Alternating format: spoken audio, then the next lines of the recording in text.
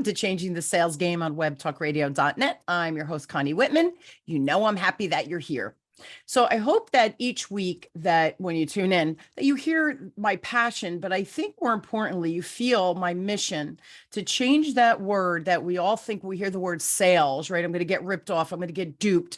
I really want to shift it so that when we hear the word sales, we know it's coming from a place of integrity and love and care and respect, and really a place of service. So to help you on your mindset shift, I have a free gift for you, my free communication style assessment. You will get 2 cool reports. One, spotlighting just your natural superpowers and how people perceive you when you communicate. Flip side, we have blind spots, which is our lowest style or the way we least show up in the world. Understanding that, I think, could be more impactful than just kind of spotlighting what our natural superpowers are. So the notes in the show notes, you'll see the link to your free communication style assessment, my gift to you. Also, if you are enjoying the show, you know I love feedback. So please rate, review, subscribe so you don't miss an episode. And I do read the reviews, and they do touch me when you guys share so many meaningful stories with me. So it's always appreciated. Now, my motivational quote, don't laugh, today is by the amazing Dr. Seuss. And Dr. Seuss says, "Why fit in when you were born to stand out?" So I just love that quote. I thought it was kind of cool and sets the stage for today. Well, it's true, right? We're all born to stand out and share our gifts with the world. Yet I know sometimes I've played it safe and small over the years as I grew, maybe my confidence and my expertise, right? And for me, it's sales. Now, promoting my business and myself took some practice and help from experts in the PR and advertising worlds. And I believe we just can't do everything on our own, running a business, running our careers, whatever it might be. We really do need that outside help. So who's my guest today? The amazing Barry Cohen. Barry is the author and co-author of 2 business books, 10 Ways to Screw Up an Ad Campaign and Startup Smarts, as well as a previous novel entitled Comin Home. He has been a columnist for the Media Trade Press, writing for both radio and records, and Radio Inc. magazine. When he is not writing his own books, he is helping other authors get their voices out into the world as a ghostwriter, editor, publicist, and his career has spanned over 40 years. He's like me. We started when we were 10. He's been in advertising and public relations, including broadcasting and serving as an ad agency principal. Barry has been a frequent guest speaker at trade shows and conferences on subjects ranging from effective advertising to publishing to entrepreneurship, and has been featured in numerous media outlets. He is a native of New Jersey, go New Jersey, where he resides with his wife and their rescue dog. Please help me welcome my friends and guests today, Barry, to the show. So Barry, thanks for being on. Thank you, Connie, the amazing Connie Whitman. So you can ask me anything personal, professional. I will not divulge any national secrets, however. Otherwise, you'd have to kill us, right? Right, or kill myself. Right, exactly. So I have to, like me, right? We've been around 40 years. We've been doing this. So we have a lot of information in our brain that we certainly are here to support and help people. How the heck did you get started in your career? Well, I took a flying leap into a small radio station that was in a turnaround. It was something that I said, "Oh, I don't want to be a salesman." I kept on saying, "No, I don't want a sales job." But it gave me the opportunity to learn the media, which I wanted to get into anyway. And it gave me the opportunity to do other related things like copywriting and audio production and voiceover work. So it was like, hey, this isn't so bad. And of course, I just took flight once I got into it and learned it. It was natural for you, right? It was. Yeah. Once I got there. Oh, it's funny because you do have like a recording voice. You have that deep, I could see where people would say, "Hey, can you do a commercial for me?" or hire you to do that audio piece of it, because you really do have great sound. Your voice is just great sound and richness to it. Thank you. Just recorded my own audio book. Well done. Totally. I could totally listen to you through a whole audiobook. So really cool. That's so cool. I know audiobook in English. Well, isn't that what you speak? Most of the time. Here's the thing with the audiobooks too, especially now we're kind of back to commuting and stuff. But the audiobook is such a great way to get through content and have a voice read it to you, because a lot of us are very auditory driven. So I do like the whole audiobook that's now just available for authors like you and me, that we can create these audiobooks, which is really kind of cool. Next question. What made you pivot from that advertising media place to that PR and publishing? It's a little bit of a shift, even though it's still the media market. It is getting old. In all seriousness, avoiding obsolescence. We were not, when I say we, as my business partner and myself, we're not 25-year-old internet whiz kids. And, Yes. times changed. Our primary focus when we started the ad agency was around radio and television. And people fell in love with the internet, and it just was not our expertise. And rather than going into a deep learning curve, yes, we did, partner with other people. We collaborated with other folks that had that expertise. But as it happened, once I succeeded in writing and publishing my own books, people just started coming to me right and left saying, hey, can you help me with my book project? And lo and behold, what I didn't know was that my friend of 40 years, business partner, 20 years, died very suddenly before the pandemic, about 3 years ago. And as a result, I shut down the studios because that was his end of the operation, the production. And I said, okay, you know what? All these people want my help with books and publishing. That's where I'm going to be. So like 85% of my time now is spent working with entrepreneurs and professionals that want to become thought leaders. They want to raise their profile and credibility. They want to become the perceived expert. And we do that through publishing. And again, keeping in mind that the very definition of publishing has changed, right? It's not just books, it's ebooks, it's audiobooks, it's podcasts, it's articles, it's guest blogs. Yeah, and the list goes on, and it's the ripple effect, right? You have the book or whatever, but then there's all this other ripples that you get from that one unit. First, I do want to say I'm so sorry for your loss of your partner. Quick like that, it's devastating, especially when you're in business with someone. So my sincere condolences for that. Thank you. Yeah, of course. And the other thing is, it's funny how there's transferable skills in what you were doing and what you aren't doing now, right? So I often think people go, oh, COVID, I don't know what to do.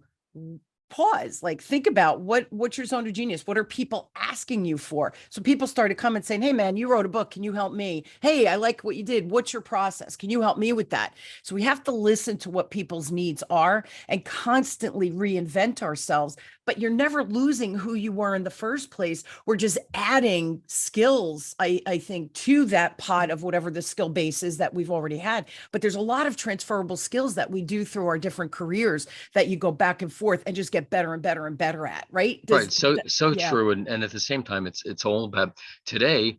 People are consuming their content in so many different ways that you have to be something of a chameleon. So again, with all the various methods that I mentioned before, what you need is to be able to address people where they are, meaning on all the various different platforms. So what you do is you repurpose your content. Real simple example. Suppose I do a podcast. Okay. Now I can take that podcast, I can run it through speech to text software, and now I've got a blog. Right. And I can take the best of those and I can turn it into a magazine article, and I can pitch it to editors of digital editions of various publications. And now I've got an article, I've got a podcast, and I got a blog from the same content. That's right. And compile enough of them, now you have a book. Yeah. And we make it more complicated, right, than we need to. Here's why, though. We don't know what we don't know. So what you just described, people are like, oh, that makes sense, right? Because you just shined a light on maybe what they were doing and just expanded the perspective a little bit. We don't know what we don't know. True.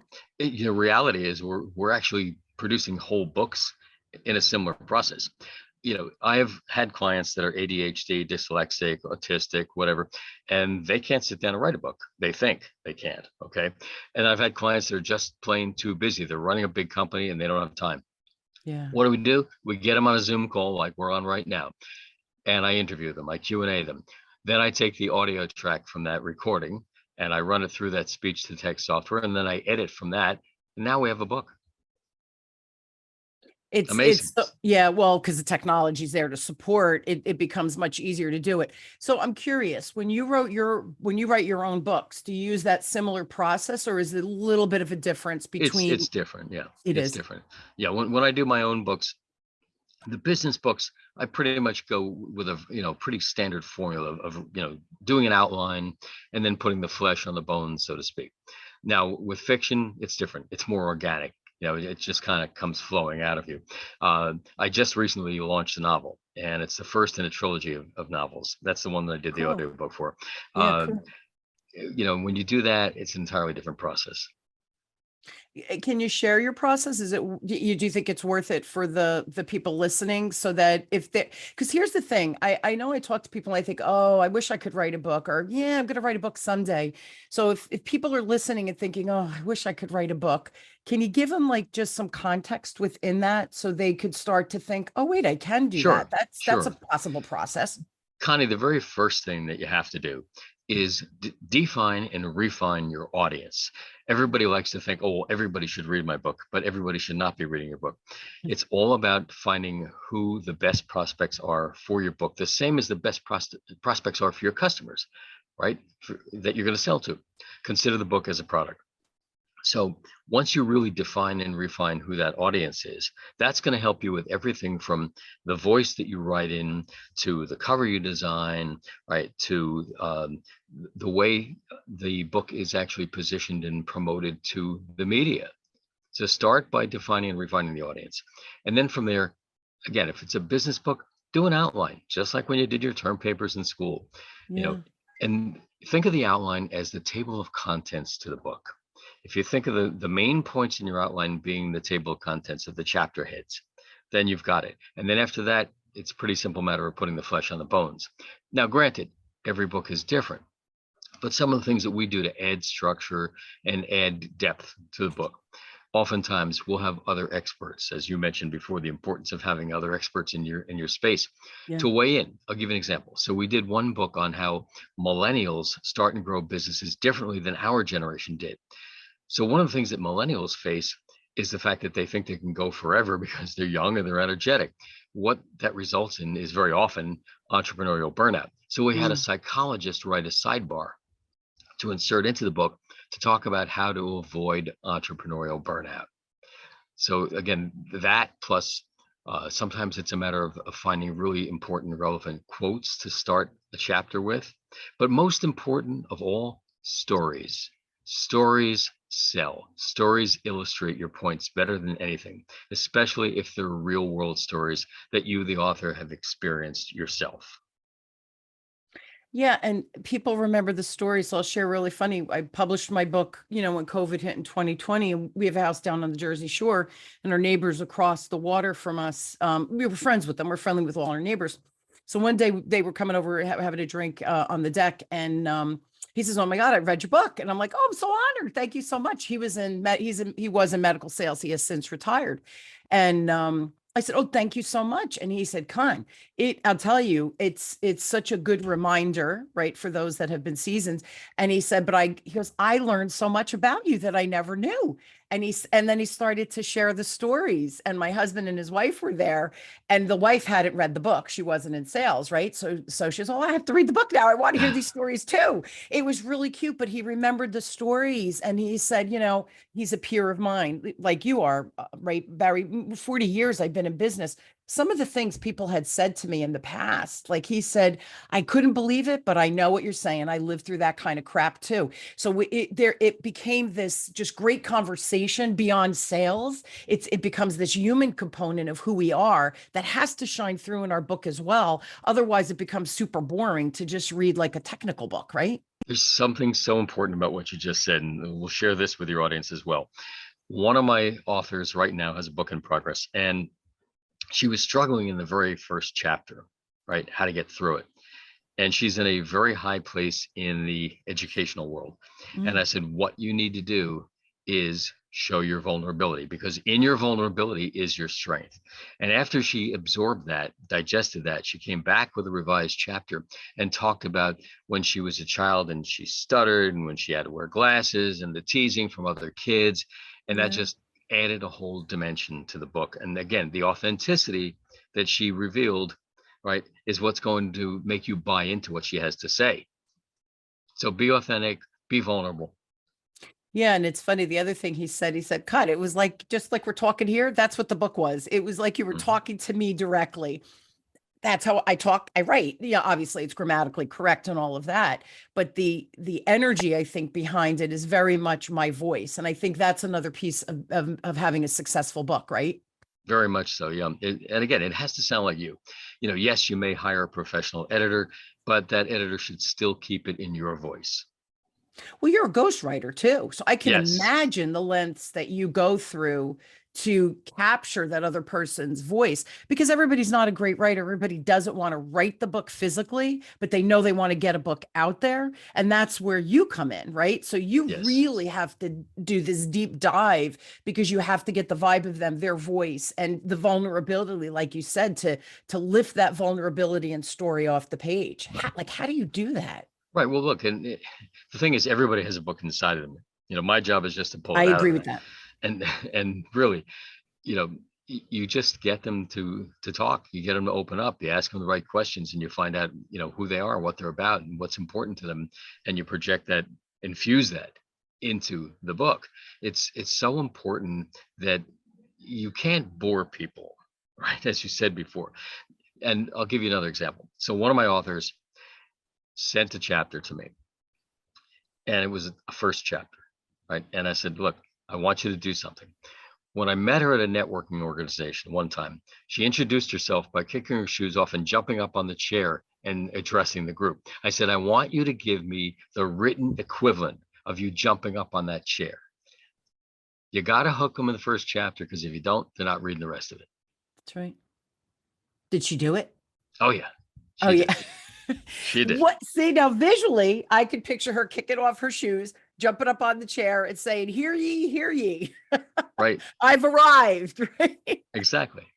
Right. I But love it. you have to really wake people up. So is that how you help them find their voice? Because I think people listening are thinking, "Yeah, I know I have a book inside of me, Barry. I agree with that. I don't even know. I don't even know what my voice is." Do you know what I mean? Yeah, exactly. And again, part of that is the questionnaire that I use, where I get them to really dig in themselves and open themselves up, and and really determine what is who is their audience, what is their message, and what is the importance of their message. you know Yeah. you can't just give me the subject matter. Oh, I write about technology. No, what is your take on it? What is your perspective? What is your unique contribution to the world of technology? Yeah. Yeah, it's this, you're a needed resource. I think you're a needed resource because I do agree. I think everybody has a book inside of them. So with that said, especially business owners, I think and even professionals, right? For them to build their credentials within their organization, or a business owner to build that know, like, trust factor and that whole authority building piece. Why do you feel that a book really helps push the envelope for professionals and or entrepreneurs or business owners? Well, first of all, there's still a great cachet to publishing. It's still considered, it was for so long, it was elitist. Now it's much more democratized, if you will, but it's still considered highly credible. You reach into your bag after making a presentation, you take out a book, you open it up, and you say, how would you like that inscribed? And it's got a wow factor to it. It just sets you apart. You know, when I first decided to write my first book, I had spoken to a friend who had a larger ad agency, and he had already written a book. And I said, what did it do for you? And he said two things. He said, when we get called in for those dog and pony shows, those presentations, he said, we would have been passed over as too small, but the book gave me the extra credibility, so they called us in. Secondly, he said, after everybody's seen all these dog and pony shows and their heads are spinning, they're like, well, was he the guy with the blue folder, the red folder, the white folder? No, he was the guy with the book. It set him apart. It distinguished him. It just puts you head and shoulders above the rest. And it's not about selling a million books. It's about building authority. Right, exactly. Yeah. And a book does that probably better than anything today. And here's the thing, everybody's like, yeah, big deal. It is a big deal. Let me tell you, writing a book is it's effort, right? And the other thing too is I think it shows that, number one, you have the mental, the ability, right? Whatever your zone of genius is that you're able to share. So you have to be an expert to be able to write a book. Otherwise it's going to be garbage, right? So that's number one. You have to have the intellect and the zone of genius to share. Second thing is you do have to see it from beginning to end, beginning, middle, and end. You got to get it out there. And then the effort of publishing, editing, it's effort. So I do think it should make a difference if you've published a book versus not publishing a book, as it builds your authority and credibility. And that's a great story that, because how many you're like me, right? I do proposals all the time. Why are they going to remember me? Because I have a big mouth and curly hair, right? But why That would they works. remember? It works too, right? But that having that book published, it definitely makes you, at least for me, people now introduce me as world renowned, and I giggle. I think I'm a Jersey girl, but But people have here's bought my but book here's the thing. internationally. You don't realize how far you can go with it. I'll give you a couple of quick real life stories. Yeah, great. So once I did my first book, I'm searching all the time on Google to see where it pops up. And I see one night it says City University. I'm thinking City University Library of New York has my book. I click the link. It's the City University of Hong Kong. The Run Run Shoe Library has a copy of my book in English. Right? That's one. Okay. Two, I get an email out of the blue from Medellin, Colombia. And I'm thinking, what is this? The drug cartel, right? What is this all about? So this gentleman was for real.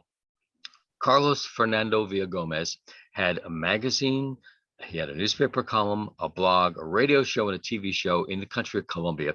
And he wanted to bring a culture of marketing to Colombia. And he would come to the States each year and interview several authors and experts, go on a swing, bring his own cameraman with him. And then he would, cut these up and drip them out. So I wound up on his show and then found out it was syndicated by satellite all over Latin America.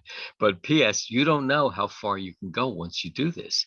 And all of a sudden, you're going to hear from not only your neighbor at the shore house, but, somebody across the pond, so to speak, saying they read your book and they loved it. Another quick one. I see this thing pop up, Business Journal. And I'm thinking, oh, it's Business Journal of New Jersey. No, it's the Business Journal of Hampton Roads, Virginia, someplace I've never been in my life. How am I getting a book review in there? This gentleman had an ad agency down in that area. And Virginia Beach, and he walks into the local Barnes and Noble, pulls my book off the shelf, is intrigued, reads it, writes a review, and sends it to his local business journal. They publish it. So I call him to thank him. I leave him a voicemail. He calls me back, and he says, you should come down here and speak to our local chapter of the American Marketing Association. I said, great. Can you hook me up with that? Next thing you know, I'm down there. Crazy how it works. And now with the internet that we were talking about at the beginning, now with the technology that we didn't have 40 years ago, you get it out there faster and louder and with a lot less angst because of things like that. You would never have found that person in the old days, so to speak, right?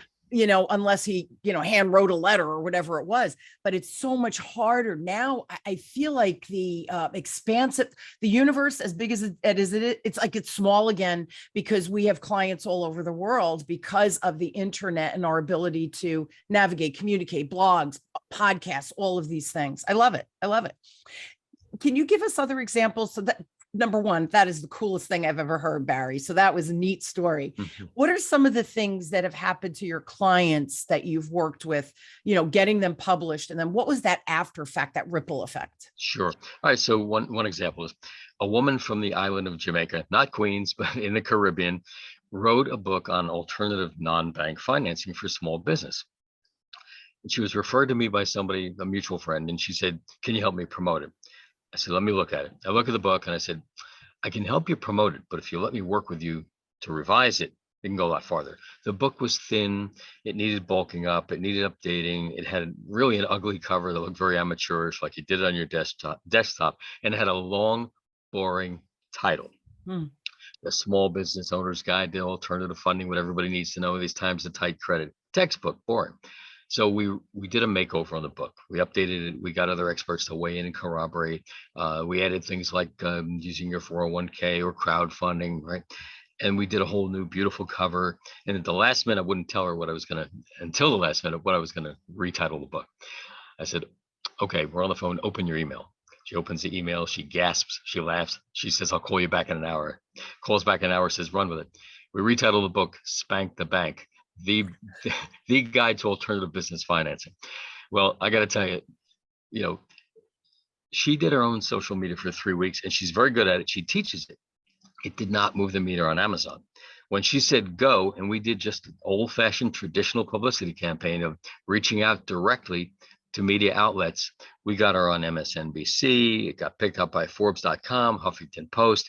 And as a result, she was getting inquiries at small business development centers to speak, at community colleges to do a class, new clients. It just took off big time. And that's probably one of our best examples. I love it. So here's another thing, everybody that's listening, right? Some people will say, yeah, I wrote a book 10 years ago and yeah, nothing happens with it. Maybe the content is at the core, right? Because your genius is still there. Maybe it just needs to be tweaked and updated and refurbished. Like you said, bulked up collaboration, having the right title, having the right cover. We don't, and especially if we did it on our own 10 years ago, everything has changed. Now we can really amp it up pretty easily, especially if you have the bones already there, right? Right. But you just said something else very important, as you always do. And that is the cover. All right. The old adage that you can't judge a book by its cover is false. Get that out of your heads. You do judge a book by its cover. Okay. How many seconds do you spend looking at a thumbnail the size of a postage stamp on Amazon before you decide whether you're going to order the book, or looking at the spine of a book as you wander the aisles in Barnes and Noble? All right. Yes. It's only seconds. And if that doesn't catch them dead in the water, they pass you by. So that's why, again, I bring that advertising copywriting mindset into publishing, not only with my own titles, but my clients' titles. That's why you're so cool, Barry, because it goes back to what I said before, right? You've had to reinvent yourself. I've had to reinvent myself, but everything we've learned over our 40-year stint, right, in business, whether it was corporate or personal on our own, it all of those spokes come into this core of how we can help and serve others. Your zone is all of these things that you're sharing are just brilliant, but they're brilliant because you're brilliant at what you do, right? So this is amazing. My last question, because we're almost out of time, Sure. but I do want to know, when you work with your client, what are your personal commitments to the people you work with? Like that story where you said, I didn't send it to her in advance. I got on the phone and said, all right, now you can check your email. Like what is your personal commitment with the folks you work with? So glad you asked that, because, look, we really only want to work with people that are committed to, Agree. it's like, it's a contract. You commit, I commit. Give you an example.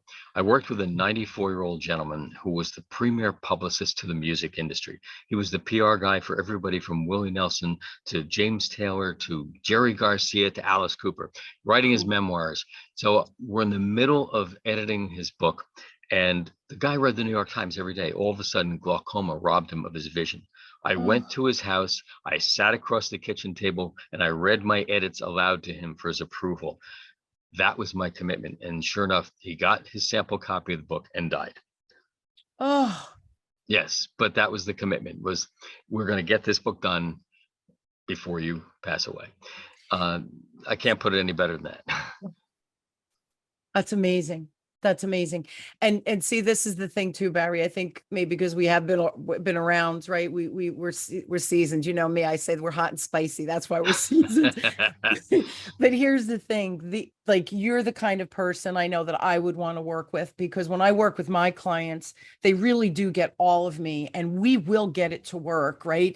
But they have to be as committed as I am, because Yes. we can bring the horse to water. We can't get them to drink. So we do want to be with like-minded people like ourselves, where they need my help for sales. They need your help for the whole publishing and ghostwriting, whatever piece of that publishing their own book, right? Whatever it is that they can get from you. But you have this depth of knowledge that most people don't have, because we didn't come up through that whole media and all the background that you have. These are the kinds of things that matter. And I think that, I don't need a ghostwriter. Well, maybe you do, maybe you don't. I don't know. But have you had a conversation with someone that you trust, like a Barry, so that you could say, I'm not really sure of what my next step is. Can you help me?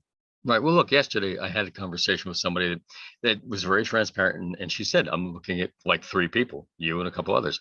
And I said, look, here's the 2 things you have to evaluate when you decide who you're going to work with. Number 1, you got to have that personal chemistry. You got to have a comfort level with the person. I said, number 2, what's their track record? Have they done this? I've done 24 books. I have 10 more in the works right now for clients. God bless us. Is this their first go around? Right. Or Do they have a track record? Are they seasoned? Can they lead you in the right direction?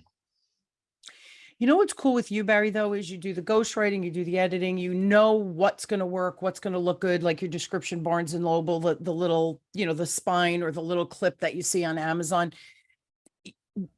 Not only do you have the authorship of the writing piece, but you have all the media component to get it out there and have it make an impact. So again, it's time, right? Because we're Full seasoned that we circle. have, Right. it's the full circle. Full circle. And yeah, somebody's really good at copywriting, but they might not have that media background, or somebody might be Right. really good at the graphics, but not understand anything beyond that. You, because of I think of your whole industry experience and just growing up in that venue, you really are the full service, which is just kind of cool. I don't always see that when I interview people. Right. And what we're doing now is we're actually collaborating with a small independent publisher so that we have our own business book imprint.